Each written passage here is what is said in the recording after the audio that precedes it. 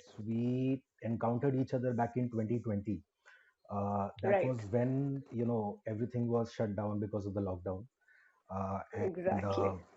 one of my colleagues, reached out to me. I think he's a common friend, Kotak, and Right. He is. we were trying to figure out ways to keep our uh, partners and customers engaged. And he said that he has a friend who has ran an ultra marathon.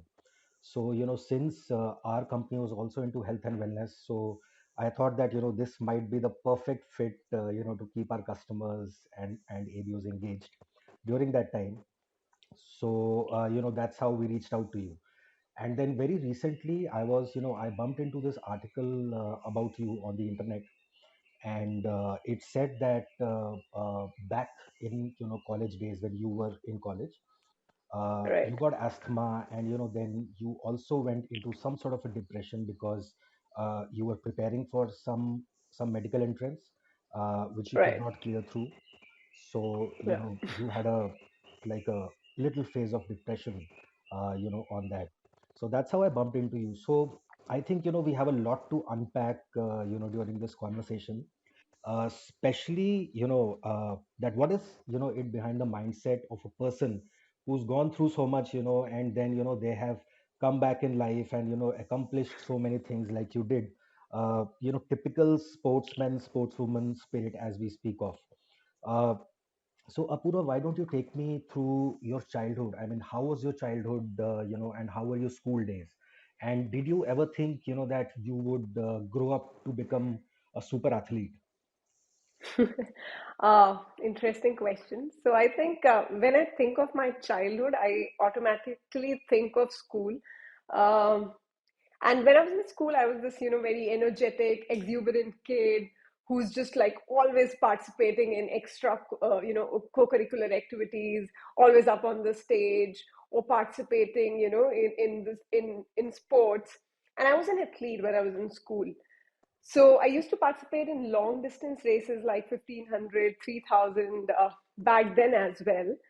But, when we were in school, we were never taught to be, anything other than doctors, engineers, or IAS officers. Reality, yeah. So although I was an athlete, Mm. but the idea of, becoming an athlete as I'll grow up, it just like never crossed my mind. So Wow. yeah, I never thought that I would grow up to become an athlete when I was a kid in school. So, how did you come to terms with your asthma and your depression? And uh, when did you get to know, that you have this asthmatic thing? And Mhm. how soon, depression also came along? What was happening during that time? And, what was your family saying regarding your studies, etc.? Just wanted to know of that.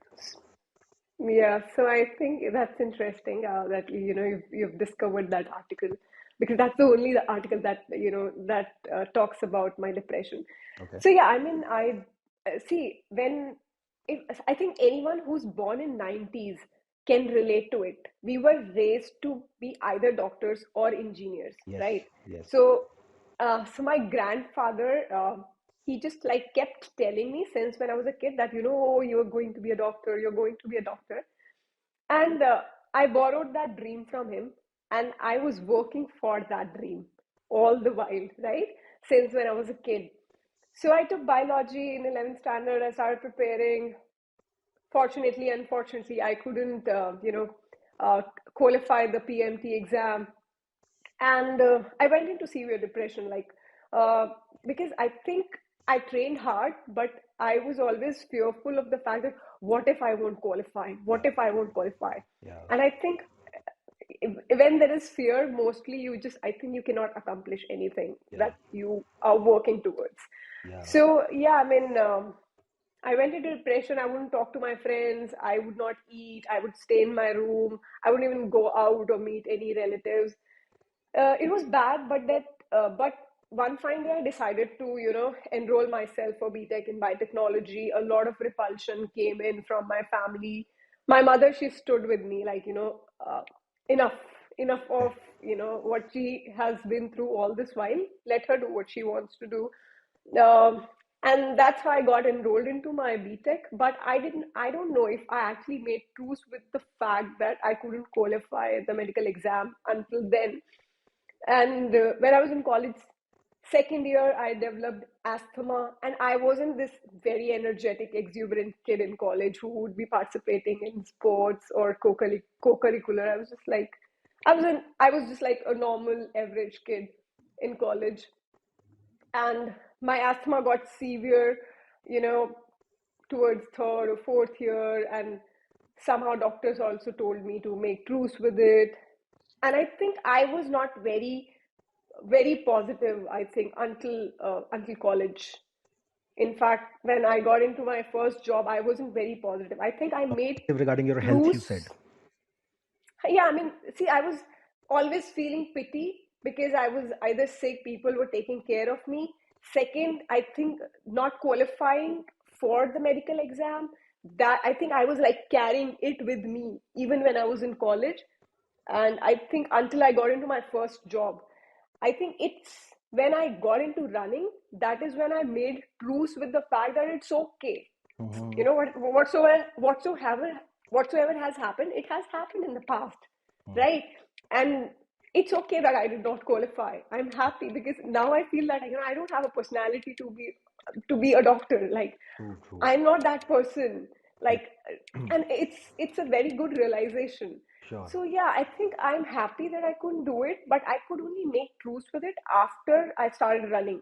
I think I became a very positive person after I started running, and I left behind everything, like, not qualifying for the PMT or asthma, or for I think any negativity. I think my running, it's just like pushed back all the negativity. It's just that whatsoever has happened in your life, you use it to fuel your running.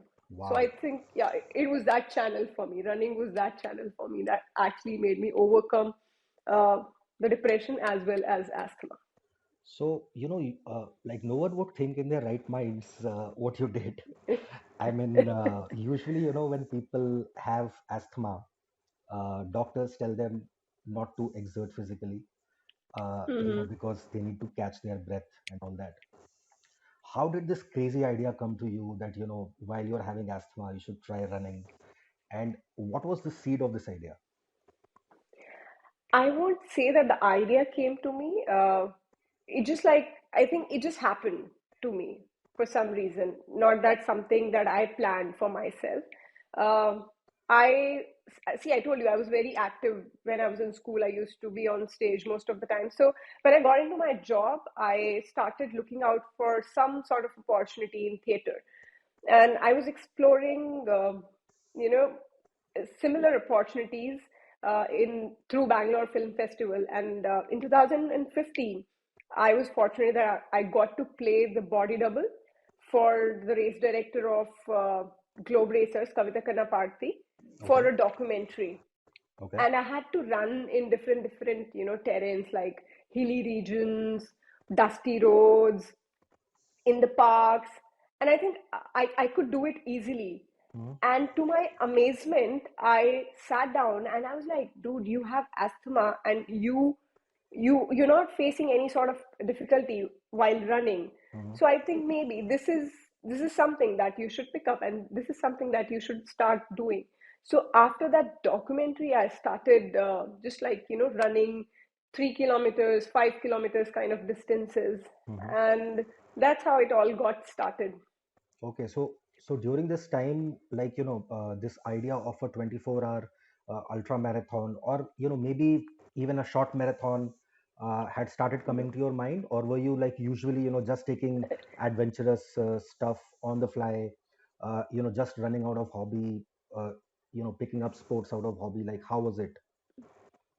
So it was not like, I didn't want to participate in any of the marathons or half marathons. In fact, when I used to go and see these people, then I used to think, are they crazy? Like, why do people pay for pain? Like, why do people pay and go and run when they can just like put on their shoes, go and run? And why would anyone run 100 kilometers, put themselves through so much of pain and pay for it? So Hmm. I used to I mean, that thought was just like never there. But I think after that documentary, I think I started traveling more. I started volunteering for ultra runs, and these ultra runners, they're just like amazing people. Yeah. Like, if you go meet them, if you talk to them, so I was just like pacing them, just running with them. And then I started trekking, mountaineering simultaneously, because I went and I ran in the hilly terrain and I did not face any difficulty. And to my surprise, when I started traveling and trekking, I just could not get like even one relapse in the mountains. Hmm. Though, I mean, if you have asthma, you're told to carry your, inhalers, Yeah, and I mean, when you go on to higher altitudes, you are, more prone to get relapses. of course. And to my surprise, I was just like happy. I was healthy. Nothing was happening to me. Hmm. And that's when I started traveling more. I started trekking more. So that was a phase of exploration. I was volunteering for ultra races because I wanted to travel, travel in different parts of India. Yeah. And it was just like my first job, so there wasn't a lot of money. And these if you're going and participating, volunteering at these ultra runs, they used to sponsor your tickets and everything. Yeah. So yeah, I mean, it was just like fun. So I started traveling, and running sort of just like happened, afterwards. It just like happened because I met some ultra runners, and at one of the races, the idea was pitched to me. But yeah, I mean, it was never on the cards. So, I mean, that's an amazing story. And, that you had asthma one, and then you tried running, and you never felt the need of not running again, and you took up so many adventures. So I'm sure along the way, you met very interesting people, since you've done so many things, while either shooting as a body double for an athlete, or meeting other sports athletes, etc. So, what were the milestones which took you to your first, let's say, marathon? And then how did you go about deciding about, running an ultra marathon for 24 hours? Especially, when you said that, you had a mindset that why do people go through so much of pain? And as I'm listening to you, I mean, I'm also thinking that how is it possible to, for someone to run for 100 hours, or sorry, like 24 hours, right, or 12 hours also? So what were the milestones, which led you to that important milestone of your life, when you said that, okay, I'm going to do this, and I like, my asthma is cured and I need to step beyond this? What were the milestones? Uh, I think I left asthma behind in 2017. I think I stopped taking medication since 2016. Hmm. Although I used to keep, an inhaler with me until 2020, I don't keep it with me now. If you talk about the milestone, I think there is a uh, word, this UNESCO World Heritage Site, Lakpat in India. Not a lot of people might have heard of it. Okay. There was a race. There was a race that started from Lakpat, and I was volunteering for that race. And two of my friends, they were talking about running their first half marathons Hmm. there, and I was just listening to them. And unfortunately, we've lost, one of those friends. He's not with us anymore. Okay. So they were both talking, and this the another friend, Rahul, he mentioned that he I ran my first half marathon, and it was a sub 2, and I did not know what a sub 2 was back then. So I asked him, what is a sub 2? And then they explained to me, like, if you run your half marathon under 2 hours, it's considered a respectable time. And for some reason, it just like stuck in my head. I'm like, okay, fine, I'm going to run a sub 2, right? And I don't know why, because I was going volunteering at the events, I was just like running for fun.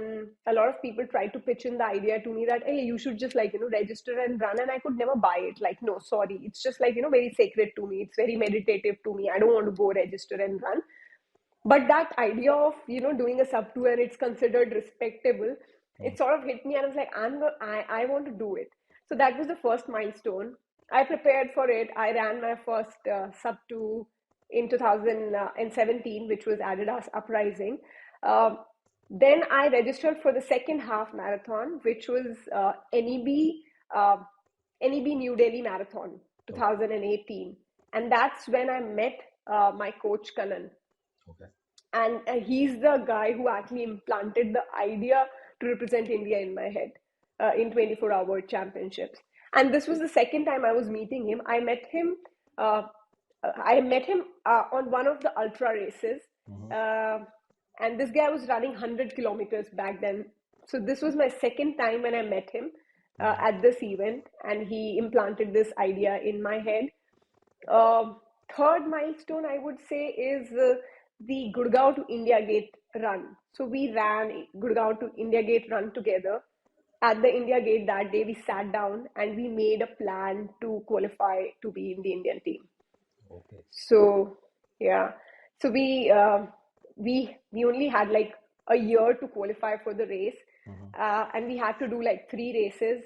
One, uh, I because I see, as I told you, I was only running half marathons until then, right? Hmm. Um, so I had to run a 50 kilometer, then I had to run a 12 hour, and then I had to run a 24 hour to qualify to be in the team.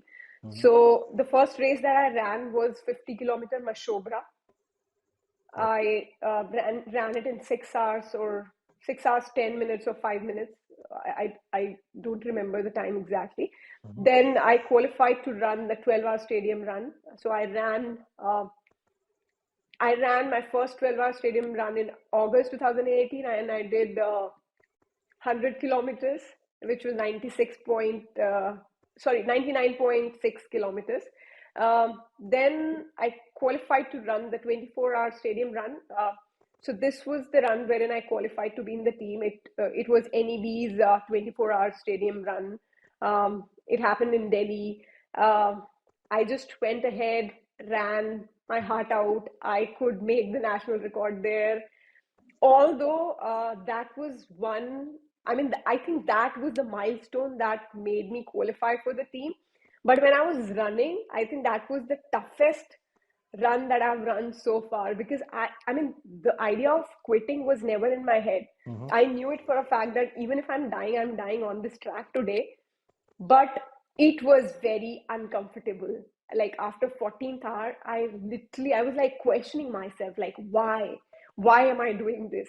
Because running 12 hours was like fun to me. Like I was dancing, I think 12 hours enjoying, was fun to having you. fun. Okay. Yeah, it was fun to me. So, I did not feel any pain at any given point in time. Like I enjoyed that race. Like I literally enjoyed it. Like I was like dancing throughout, and people like, you could have saved so much of energy had you not been dancing, and you could have covered more distance. mhm. So I was like question, like, running is fun to me. Then why to put you through so much of pain? But then when you make national record and when you start getting Yes. calls from all the people from the running communities, and then the national newspapers covered it, and you're in the team, something that you had been like working for all this while. So yeah, I mean, there was no looking back from that race. So yeah, I mean, these these couple of, I mean, the races that I've mentioned to you, these are the milestones that um, you know How does one run for, I mean, such long hours at a continuous basis? Like, I'm trying to understand, is it with breaks? Is there some pit stops? Do you stop for rehydration, or do you stop for some food or snacks? Or is it a continuous stretch, for whatever hours or for whatever kilometer, you need to run? Like, how's it? So mostly people run for 24 hours. They take short bio breaks.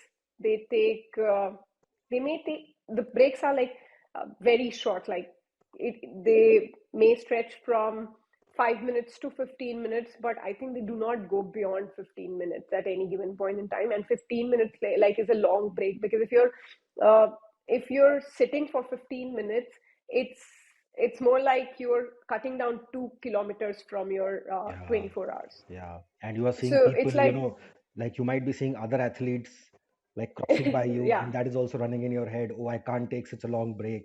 I need to get back on the yeah. track. I think I'm not competitive like that. So Hmm. when I go for a race, I go with my plan, Hmm. right? If I have a break planned for 5 minutes, I'll take a break of 5 minutes, and I will not think about what others are doing. If I have a break planned for 10 minutes, I'll not think about like who's where Hmm. and how far they've gone. Like I think I have never I have never done that, not as yet. So So how I do you only go with my plan? Sorry, yeah, you were saying something. Sorry. Yeah. Yeah, so I think I go with my plan, and my only idea is to execute that plan as is. That's it. So I think I don't worry about others, uh, going ahead of me or not, or staying back at me. I just don't care about all that. So you're saying that, like before the day comes, when you have to run, you and Hmm. your coach would sit, get your brains together, uh, like maybe draw an entire track on a piece of paper, plan the various pit stops, plan how long would you be taking a break, and then when you're running, it is exactly as per the plan, so that at that time you can solely focus on your run instead of working out your head, that where do I need to stop, how much do I need to stop, etc. Do you also keep some provisions for emergency? Let's say that you need to like rehydrate yourself suddenly because the sun is stronger than you thought and the weather Yeah, forecast was wrong. uh, you yeah, know like how about such emergencies, which I'm sure might be coming on the track day in and day out for athletes? yeah, they do.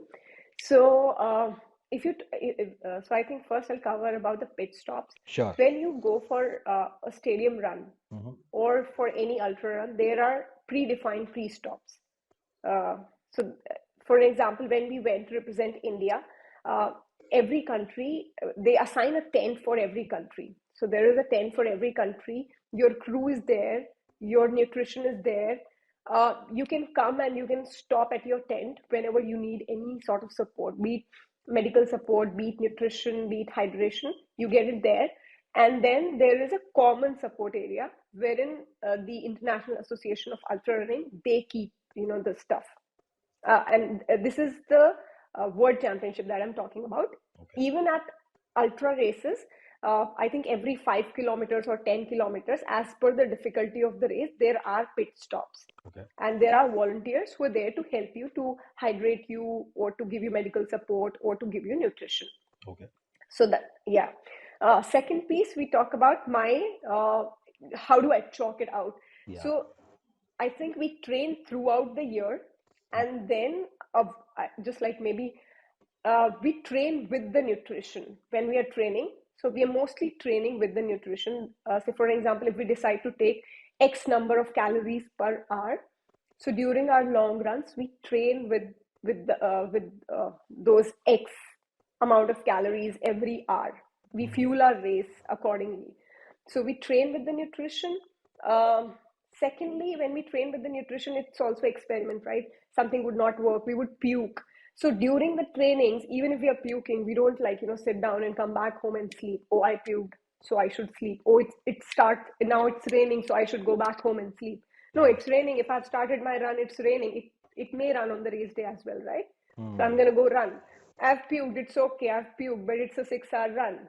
I Hmm. gotta, and I'm just like 2 hours into the race. So what? I've puked. Maybe the nutrition did not work. I gotta go. I gotta keep running. But then I have to be calculated enough to understand, like, if it's life threatening or if it's dangerous Hmm. for my health. So you should be smart enough to take that call as well. Sure. Thirdly, if it's a sunny day and it's like the sun is like crazy hot and you don't even have a right hydration, Hmm. you don't stop the race, you don't go back home saying, oh my god, it's just too hot and I'm dying. Like, Hmm. I remember the days when we were dying and we trained. and you know how Delhi summers are, right? Humid and hot and whatnot. So I think we train ourselves through all kind of weathers so that we are prepared for the race day for any sort of emergency, be it storm, be it rain, be it sun, be it cold. So we train throughout the year so that when we go for the race, we go prepared. And yes, for those 24 hours, we make a plan.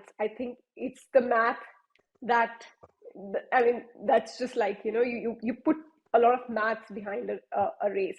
Yeah. So you calculate, what pace are you going to run at every hour, Hmm. and you have to be consistent with that pace from, kilometer from the R1 to R24. You should be consistent with your calorie intake, and you should be able to, just like execute that plan as it is. So Hmm. if you don't stick to your plan, and if you're just looking at someone else going faster or slower, you're Yeah. just like wasting your energy, right? Sure. So it's not, I mean, it's your race, it's not their race, right? So you Yeah. should run your race, you shouldn't be focusing on others' The race. only person you need to compete with is maybe yourself. Is exactly. So And yeah, I then, mean, I yeah. think, yeah. So yeah, we do work on the race plan, and we try to execute that race plan as is. Hmm. Um, I think I usually do not go with plan B. Uh, so I usually go with plan A, and I stick to that plan. And I don't know if it's a good thing or a bad thing, but Turned out to be for good for for you. the word, yeah, it turned out to be good for me. But then it did. I think after 2020, I went into, I think, a dark phase, and that is also because of just like sticking with the plan A only. So Okay. I think sometimes you should have like something to fall back to, and you should not associate your identity being something. So Yeah. I think that is what I have learned in these 2 years, and it has worked well for me. Okay. I'm inquisitive I hope about I it. have answered your question. And I'm quite inquisitive about it. If you can share anywhere that what happened post 2020. So maybe, we'll touch upon that a bit later. Uh, but you're wearing a, fantastic jacket. It looks like an army jacket to me. Is it an army jacket, or is it like somehow related Not to the army? actually. Actually, yeah. Not actually. But yeah, olive is definitely my favorite color. And I think since when I'm a kid, I'm this, army fan. And Hmm. we've always been taught at home that, that one thing, which is Jai Jawan, Jai Kisan. So I come from the family of farmers. And Hmm. I remember when I was in school, that's when the Kargil war was going on. Hmm. So I think the patriotism come from there as well, because I remember raising funds for the welfare of the kids and women of, the war martyrs. Hmm. So yeah, I have some sort of association, and I have friends who are from army. Hmm. So yeah, I mean, Wonderful. this is more like respect to them. So Wow. yeah, I think, yeah, I mean, this is the story, but I think it has flags from all the countries that I've traveled to. And I can see So some O positive written. Is that your blood yeah, group? that's my blood group. Yeah, that's my blood group. Incidentally, even I am O positive. Uh, I, nice, fantastic. we My are whole universal family is O donors, or positive. maybe We are something like that. I'm universal not donors, sure. Or, givers, yeah, give us. always givers. So you mentioned something about your nutrition, and how all of it is a math, and how all of it is a science. I'm sure apart from nutrition, there's a lot of mindset training, growth mindset, and never give up. And so that's why I asked you about your army jacket, because I thought that maybe uh, you were related to the army, or you had friends in army, but you just disclosed that you've been uh, like very inspired by the army time and again. uh, Plus, you also said that you come from a kisan family, right? Like Right. your parents are farmers maybe, or Yeah. like your background is a farmer. So uh, when you were taking such off the beat path, from like preparing from medicine to completely shifting on to sports, I'm sure it would have required some sort of a support structure uh, Hmm. in the community. Maybe it could be friends, or it could be family members. etc. Because typically, since you mentioned that you're a 90s kid, uh, even I am, like 87, not exactly 90s, but 87. So I know, that what it takes to convince these people that, yes, you want to Right. do certain things which are completely off the charts, and everything is not about, becoming a doctor or becoming a pilot. In my family, it was, something to do with flying, something to do with pilot. But nevertheless, so what was your support structure, and who was supporting you in your family, and how did you manage to to keep the negative uh, talks at bay and still focus on your dream? So, if I honestly tell you, nobody in my family knew about my plan. Like, nobody knew that I was preparing for a world championship. When I ran a 50 kilometer, they did not even know that I was running a 50 kilometer. I ran, I came back, and I told them, like, hey, I just like went and I ran 50 kilometers. Okay, Like, okay, nice. that's And interesting. they did not take it seriously. When I went to Bangalore to run 12 hours, and I ran 100 kilometer, and they did not know that I was flying to Bangalore and I was running for 12 hours. So Okay. I did not tell them. Um, Similarly, when I went for my 24-hour stadium run, in which I actually qualified for the 24 to be in the to be in the Indian team, they did not know about that run either. So I Hmm. ran, I called them, I told them like, hey, I ran, like, I made a national record. And they were like, scolding me, like, why are you running so much? What's wrong with you? You just like ruining your health. घुटने खराब हो जाएंगे Hmm. and whatnot, like, all the pep talk. So they only got to know about my running through the newspapers when I made the national record, and when people started calling them, that's how they got to know about it. Hmm. And when I used to go home on the weekends, they were very apprehensive of my running, especially my father. Like, you just like here for 2 days. Why do you want to go and run? Do you want to show off to people that, hey, look, I run, I am a runner? Ah, I was like, no, I don't want to show off. Like, so like, if you miss one or two runs, it won't impact your health much. If you want to run, you can just like run, when you are in the city. When you come here in the village, make sure, I mean, you don't have to go out. And I think his concerns were valid because the kind of atmosphere definitely. that was there, right? It wasn't like very nice, and he might be just like overprotective of me. Yeah, yeah, So yeah, so I think I won't say that and not and so yeah, I'm so sorry. Where were we? Okay, yeah. so I We were think the talking about your and support nobody. structure. Yeah, so nobody knew about it from my family. I think the two people who actually knew about it was my best friend and my coach. Okay. So Kannan was coaching me. He's the guy who actually implanted the idea of representing India in the World Championships. He knew about it, and my best friend, she and I, we were living together, so she knew about it because I came back home and I put up this sticker on my board saying that, hey, I'm going to Like a represent vision India. board you did? Yeah, I have been keeping it Is for that a a couple of vision years board now. behind you? I can see some. Yeah, it's just like a smaller one, but yeah, back then when we were living together, it was like a big vision where I came back and I put up this thought, and I'm so sorry. I think my phone's battery is running out. Um, so yeah, I think I came back and she was like, she looked at it and she was like, maybe another adventure she's up to. I did not know if she believed in me at that time or not, Mhm. but I think these were the two people who knew about it, and they were really supportive, very very supportive about it. Like, Kanan used to take care of like literally everything. Mhm. Um, like, he would like call me and check upon me. Did you drink protein? Did you take multivitamins? Wow. My best friend, she would just like take care, like if she has enough running t-shirts or enough running running pair of running shoes, sorry. And then she would cook meals for me.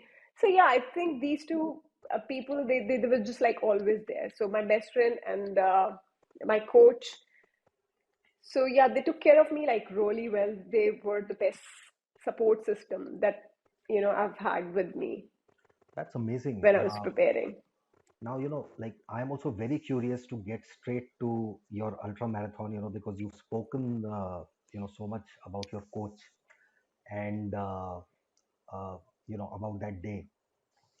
So how was that day, and where was this race happening? And uh, like, I don't know what to ask around it, but just take us through that day, because I'm sure that you've been waiting for that day since a long time. Your coach has been waiting for that day since a long time. You've done Yep.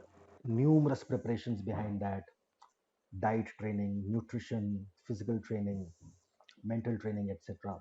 So how was that day for you? How did it start, and what all happened? So the race was in France. Okay. There's a small town in France. It's called Alibi. So the race was happening there. Um if I talk about the race day, I think we trained hard for 2 years for that one day. Wow. Um, I think, and I think I did give it my all. Like I I trained really hard for that race because you know. Earning the Indian jersey was my dream, but I think doing justice to that jersey was more important to me because it was the responsibility that came along with that jersey. Uh, and I ran through the list of other participants, and I could see that for most of the country, the qualifying criteria was more than 200. And that list came to us like, way before the 200 World kilometers, Championship. you And mean? yeah, 200 kilometers. For most of the country, the qualifying criteria was 200 kilometers, and it hit me really hard. Hmm. Like, how can we be at the standard of a 177 or a 160 when other countries their standard is 200 kilometer and above? So I wanted to raise that standard, and that's when I actually gave myself that target. So that day on the race, I was mentally prepared, trained to go and execute the plan of running a 200 kilometer, to actually not execute but to run 200 kilometer. I was nervous Hmm. because I was representing my country, so there was a pressure that everyone is watching you. Hmm. It was the day of Diwali. You're in a foreign land, you're representing your country. So yes, I was nervous, but then in the morning, I sat down. I just I sat down with my race bib, my race day kit. I just closed my eyes. I looked up and I said to this universe that maybe I have trained hard. Uh, I have a race plan. I have done all the homework that I could have, but today I just surrender everything to you, Okay. all my training. And my race plan and everything, help me execute it. And I just went ahead, had my breakfast. After that, I wasn't nervous. I started the race as per the plan. uh, and I just kept going. 1 hour after the other, I kept 1 hour at a time. And I think when I was like 15 hours down the race, I felt very, very strong, because I was feeling stronger than the training days. I had training days wherein I told you I puked. I had training days wherein I was hallucinating and I was sleepy. That day, I don't know, I felt so strong. I thought that, I can just I can go like this like forever. And I could just think of everything that could have broken me down to pieces. And they did not, right? I was just like feeling very, very strong. My best friend, she flew from London. She was there supporting me with her husband, who happens to be a very, very good friend also. And they were like, cheering for me there. I was running with my coach. My crew was amazing. I was getting support from the Indian running community, and all the people who were there that day at the stadium. So it was like a very, very proud moment for me to represent my country, and the idea of doing justice and the idea of crossing that 200-kilometer mark was there in my head from the beginning until the end. uh, you know until the end of that race, when I actually accomplished that goal. In fact, after 16th hour, I told my friend, like, uh, ticket ke paise pure vasool karaungi. So, and she looked at me like, why would she say that? It's like, okay, you will, I think you'll know about it once we're done with the race. But I think towards the end of that race, as I was getting closer to that 200-kilometer mark, Hmm. I was just like, I think I was a little nervous because I wanted to cross that mark, Yeah. because I could see runners, puking. Then, there are runners when they are dehydrated, their body sometimes it doesn't work, and then they have to slide themselves through that run.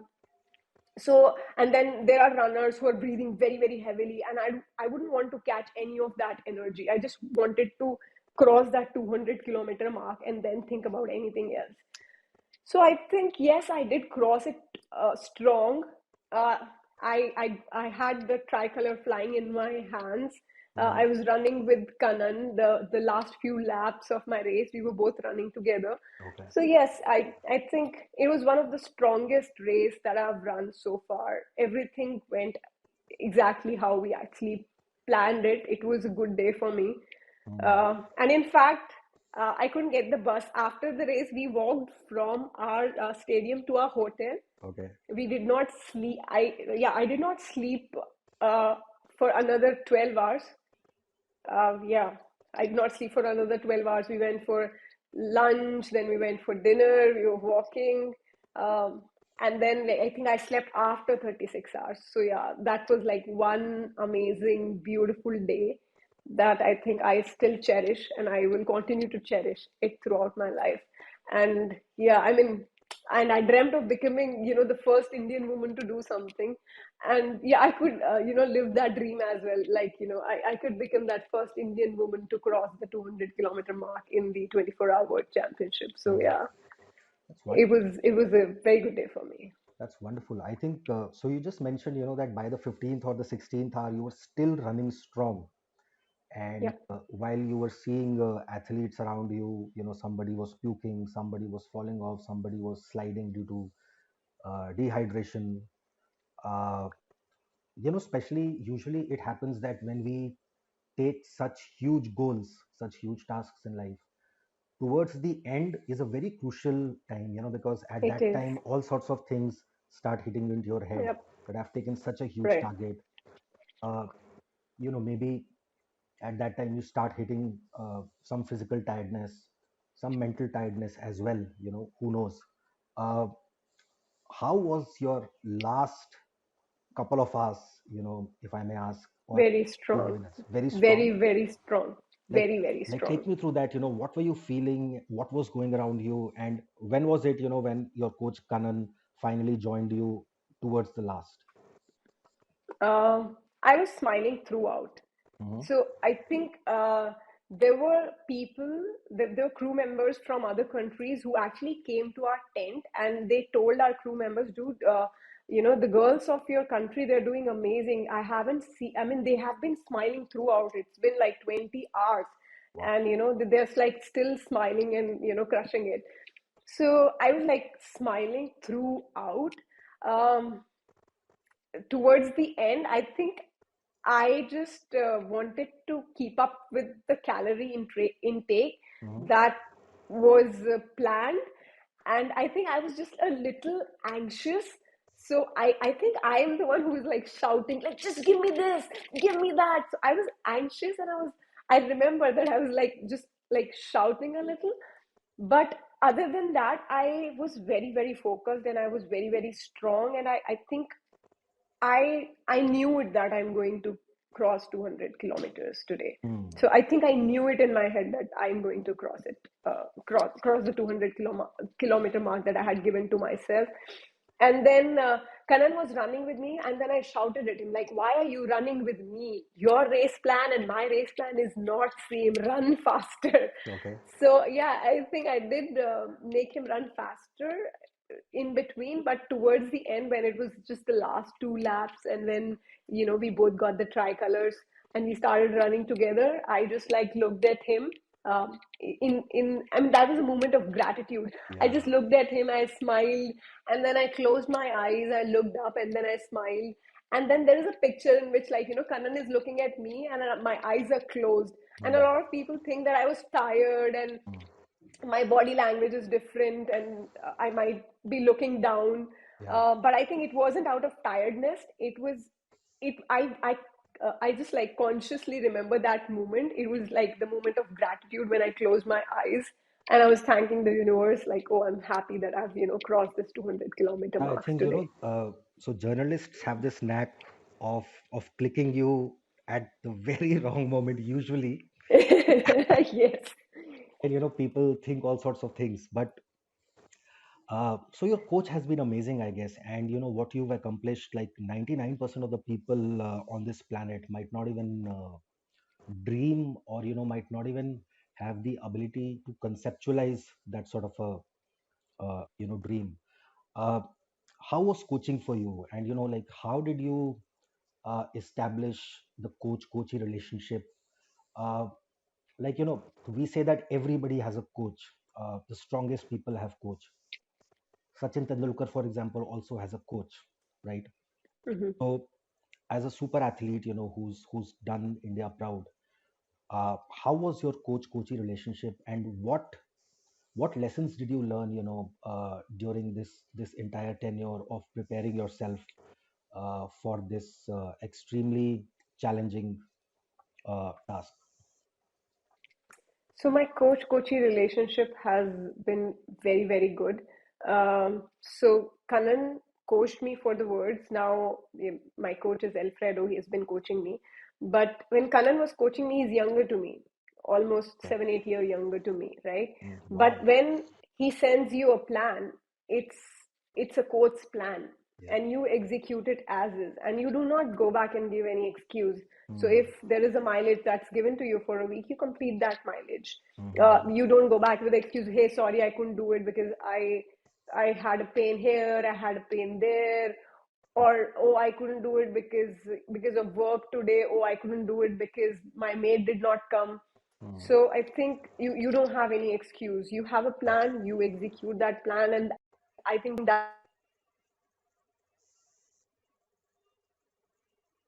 You want to put a charger? under certain, Do you want to put a I charger? think, If you want to put a charger? yeah, I think so. Yeah, yeah, Can you you give me can. like Yeah, a yeah, sure, minute? sure, sure. Okay, thank you. Yeah, so we were discussing about your, coach-coachee relationship, and you said that Yes. when the coach sends a plan, no matter he's younger to you, no matter he's elder to you, whoever he is or she is, you have to follow the plan. When you have a plan, you work on that plan. And if you work on that plan consistently, day after day, that's how you get the result on the race day.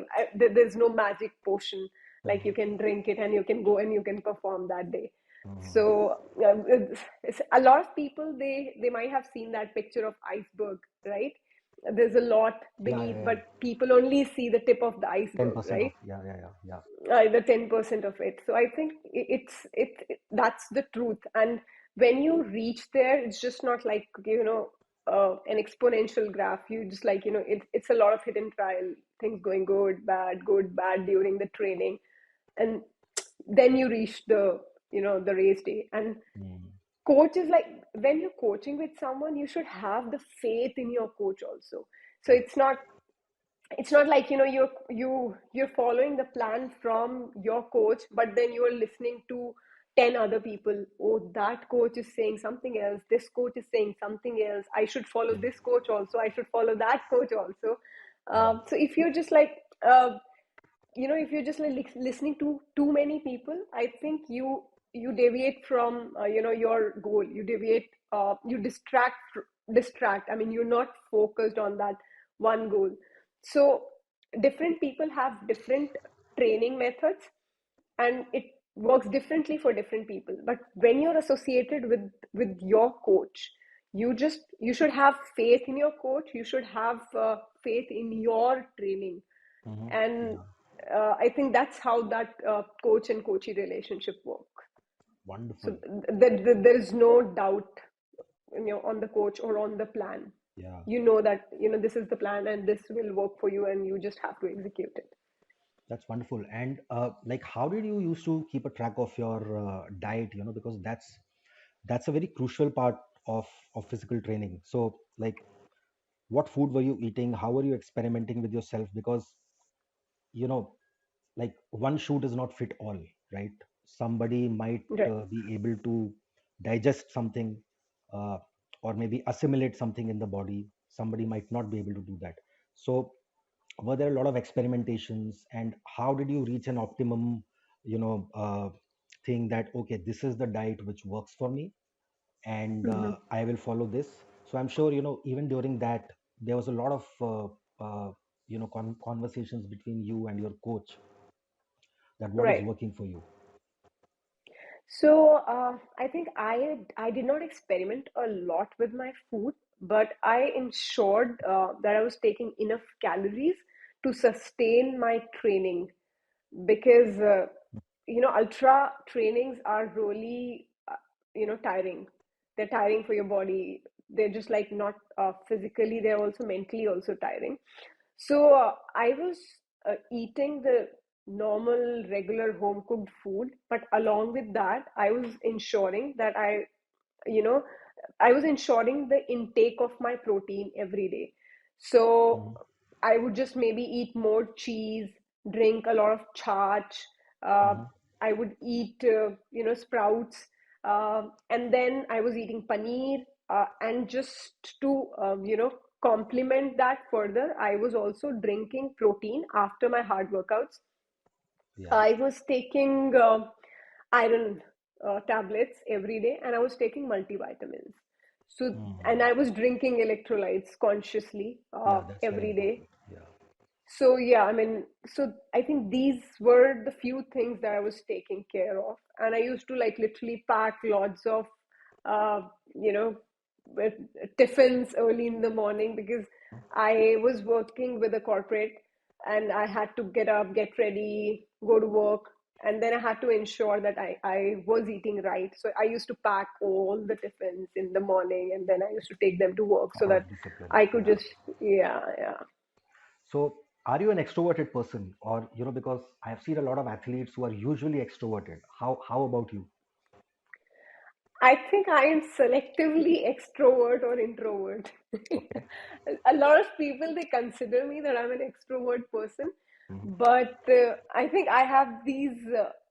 I think my extrovert and the fun personality just comes out with a set of people, Hmm. but and sometimes it doesn't even come out like in front of some people. I think it's just the energy of the room, maybe. Yeah. So I think selectively extrovert or introvert. So did you meet a lot of, like people like you during your course of journey? And I was reading this somewhere, about you, that you had some wonderful encounters with people while you were training, even in France, where your race was conducted. Some of the stories were really good, but I don't know if those stories were your best stories. So Hmm. why don't you, take me through a couple of best stories, of your encounter with people which have had a lasting impression on you. Hmm. Okay, so from running, so do you want these experiences exclusively from running, or it can be from travel and running It both? can be anything, like whatever Okay, suits you. so I think uh, because you were talking about running and you were talking about the race day. So from France, one one experience, or the one lady that I remember, is the lady who was sitting in the corner, in the darkest corner of the track, Okay. where no one else was cheering, right? So usually when you're on the track, there is, there's this cheer, and then people are shouting and cheering for you. But there was this like one corner which was like really not very exuberant or energetic, but there was this old lady. Uh, she was sitting there on her chair with some balloons and just like two pom poms in her hand, Hmm. and she was just like sitting there and cheering. And every time I crossed her, I don't know why. I mean, she was the source of energy that I could sense when I was crossing her. She I think went to sleep maybe for 4 hours in between. Otherwise, like she was there throughout. So I think I remember, whenever I go on any of the races, and if there is any dark corner wherein I could not see anyone, I think I just think of her and smile, and I still withdraw energy, from her, mm, as if she's still there cheering for me. mm, So that's one of the stories.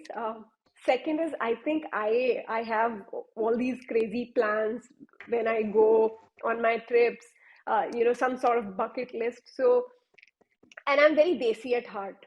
So ha, I that's think great. I have roots from Haryana. Hmm. And so when I was in France and when we were traveling to Paris, I wanted to dance on a desi song in front of Eiffel Tower. Oh, And then if you might have heard of that song, Teri Aankhiyan Kya Yo Kajal. yeah, So yeah, yeah. I like we Every literally Delhiite went. has heard that song. Exactly. So I literally played that song on a mini speaker in front of Eiffel Tower, Wow. and I danced on that song. And then there were strangers. They were passing, and they were like, "What is she up to?" They were like smiling. Some Mhm, of them cheered also. Yeah. So it was fun, and I think the uh, uh, most beautiful moment that stays with me, uh, I think it's just going to stay with me forever. It's it's still fresh in my memory as if it has happened yesterday. It mhm, was my first solo trip. I was in Ladakh, and I was just like, experimenting, hitchhiking, meeting people, and I hitchhiked in this truck, which was going to Khardungla, and I was hitchhiking with a biker, but bikes are just like very very uncomfortable, and I was carrying my rucksack, and my back started hurting like really bad, and I just could not actually sit on the bike after a point in time. So I decided to just like, get off the bike, and I was like, I think I can't do it. So I thought of mhm. hitchhiking on a truck, and I took lift on a truck, and I was scared. Emotion. Yeah. Honestly, I was like shit scared because, you know, uh, for some reason, it's just not considered safe in India. Yeah. So I asked for a lift. This guy said, come on in, come on in. I sat down, and I think he could just like sense that I wasn't very comfortable. So Mm. he said, "Sister, be comfortable. You're in Ladakh. Don't worry about anything. Just like Okay. keep the fear aside. Mhm, This truck is your home. If you want to sleep, you can sleep." And that was the most beautiful truck that I've ever seen. It was so clean. It was wow. very nicely decorated. Mm, His Qawwali collection was just amazing. I think it's him who made me develop the taste for that music. And when I think of Ladakh, I think of that truck and the window of the truck and the scenery from that window of that truck, and the music playing in the background, those kavalis. I think that's one of the most amazing story that I carry with me, and the conversation that we've had, when we were traveling together. So mhm. that's just like one epic experience in itself, like traveling solo, hitchhiking with a truck driver whose name was Zakir and who was so kind. Uh, you know, so yeah, I mean, people are just like amazing everywhere, be it in our country, in India, or anywhere in the world. So yeah, I think I'm and looking I at a think I'm video. fortunate that I get to meet. And I same here. Even I can't see you for some reason. It's just blacked out for me. Yeah, we were discussing about your Uh, encounters with people, and you were telling me with about this people, the story of the truck guy Zakir. guy Zakir. Yeah, yeah, yeah. So you could sleep in the truck. You just said, and it was absolutely safe. That's, I did not sleep. We had a very good conversation. mhm, I developed the taste for his music. mhm. I think it is the most comfortable drive in Ladakh. Of So course. if you actually want to experience Ladakh, you Mhm, should experience it in a truck. mhm. And the most uncomfortable ride It's the is bike. definitely the bike ride. Yeah. So yeah. I think because it's just so comfortable. The truck is so comfortable because you do not feel any sort of, the Bumps and jerks all. because Yeah. of, yeah, bumps and all. So yeah, I mean, it was very comfortable. That's great. That's great. I'm just wondering, that uh, we meet such interesting people during various courses of our life, and we Yes, get to yes, we know do. and we get to learn so much from them. I mean, and at times, more like most of the times, those people might not even know.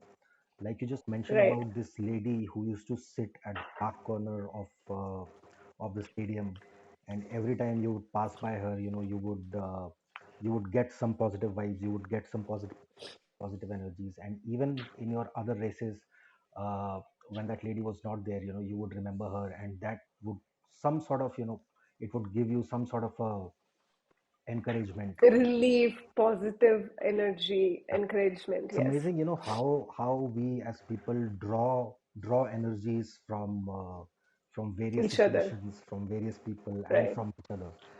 So I Yeah. guess that was one reason why I wanted to reach out to you for this conversation. I mean, at that time I did not think that it's Women's Day around the corner, so we should have this conversation, etc.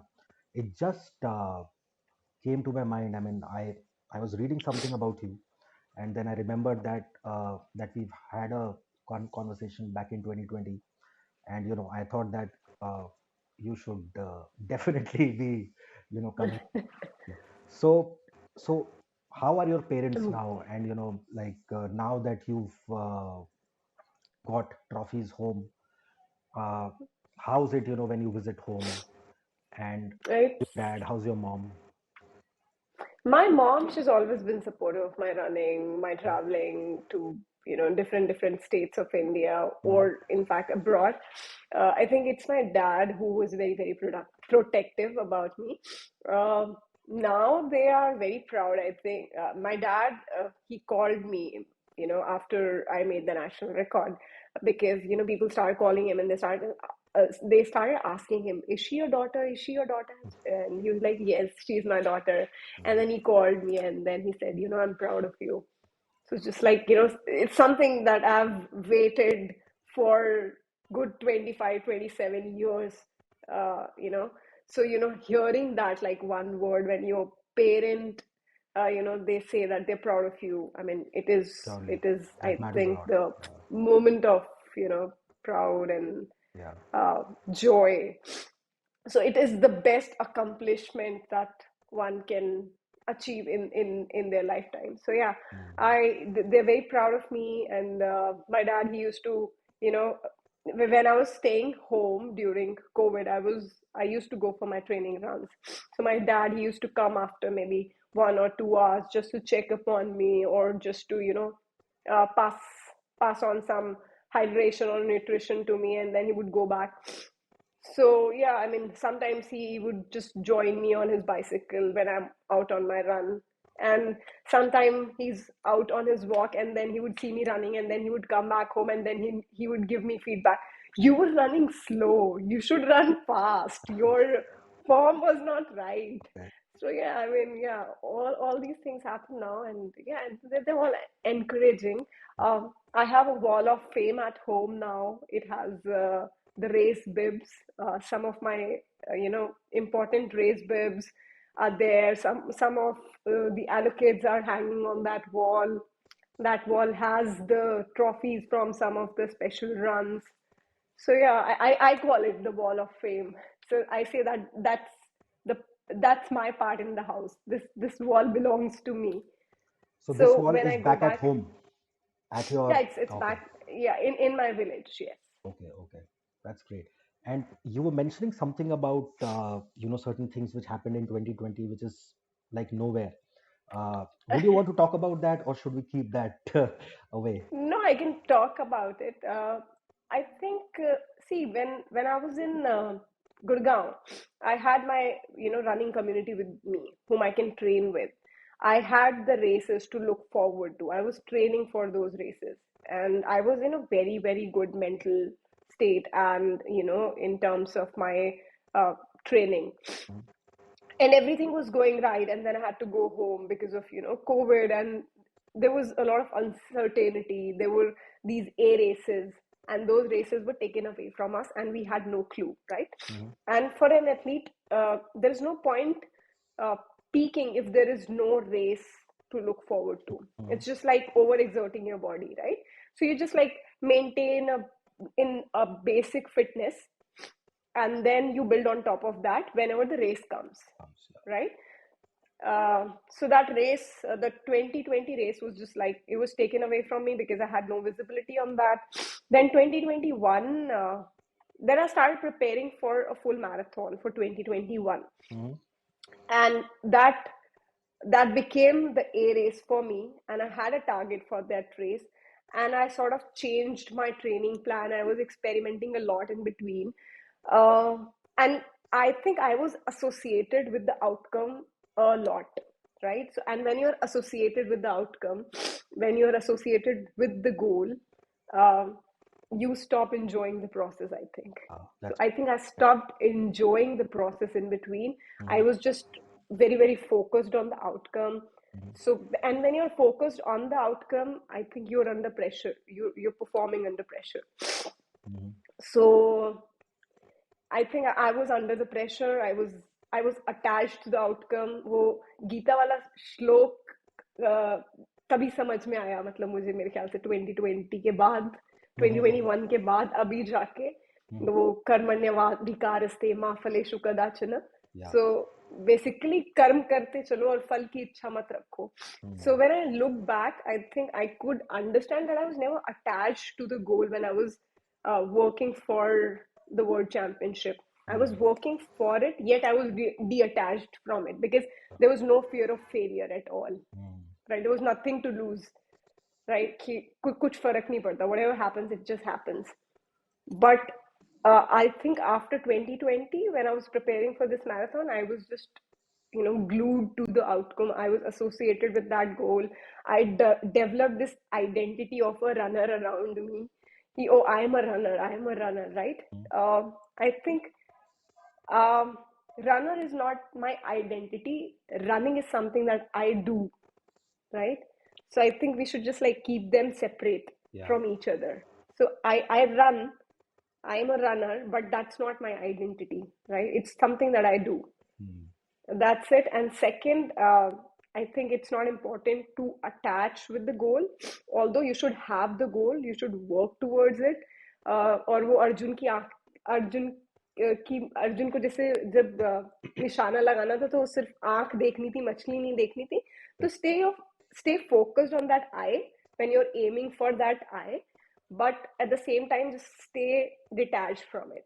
Just take every day, one day at a time, process, just like, I think, enjoy the process. That's it. So I think I wasn't enjoying the process.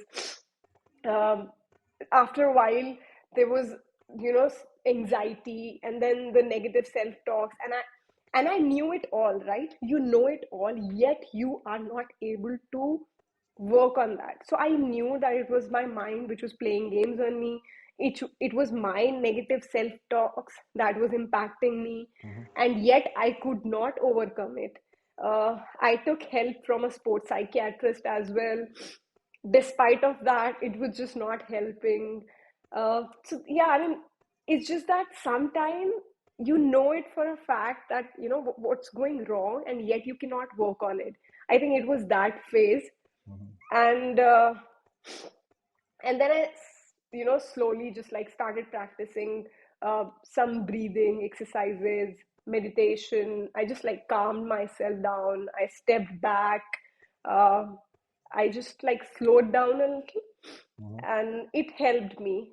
And in between, I was also getting married. So, and we do not realize that marriage, it's just like a big commitment, and it's overwhelming. You're just like starting a new phase in your life. You should Yeah. give time to your partner as well, because I think that's the phase when you're just like bonding with each other. Sure. So I think if you do not take that time out for each other, and if you just way too focused and attached to that goal, Yeah. and if you just like zone out into your things, So that doesn't help either. So I Mm. think it was wise of me to step back, because I got married in December 2020 one, and then I moved to a new country in 2022. So Mm. moving to a new country again, right? It takes time. Yeah. There is a lot of acclimatization that happens.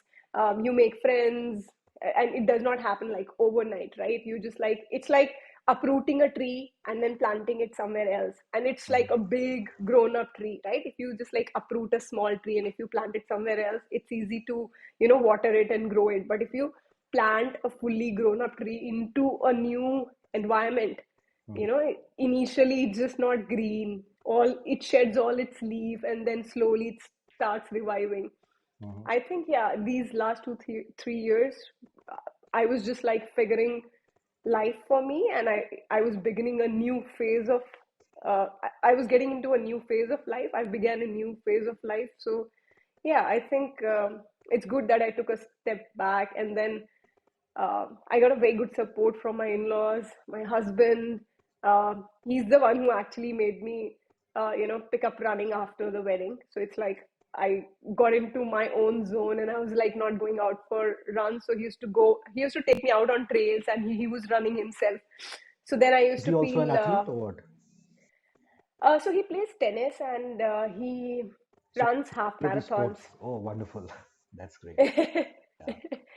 So he actually makes fun of this, that you took my you took a test before getting married, like you tested my stamina. You took me for a hike on purpose, like you were checking if I am actually an athlete or not.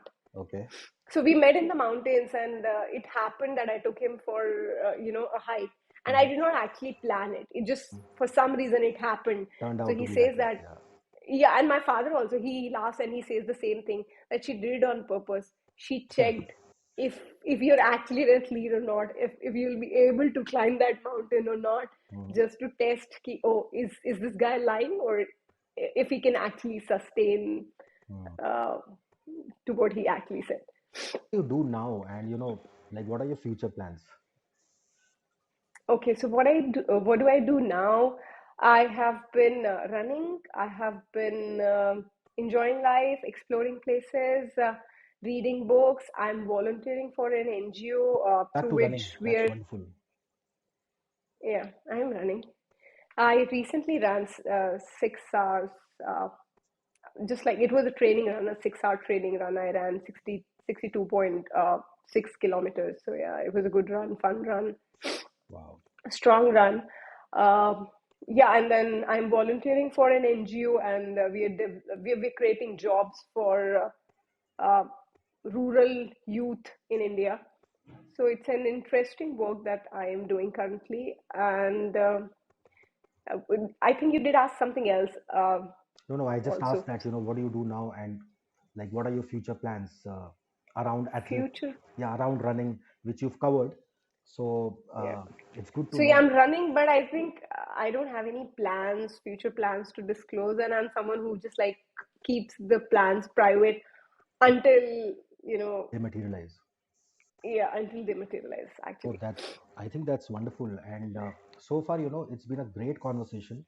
And what you said, makes so much of sense, because you just mentioned about how things started to change in 2020.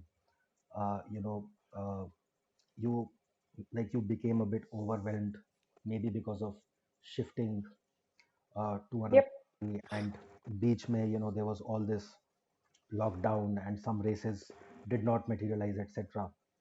uh, but the fact, that you had that discernment to observe it from a third perspective, to observe at it from a distance, then to step back, I think that speaks a lot about uh, the athletic mindset.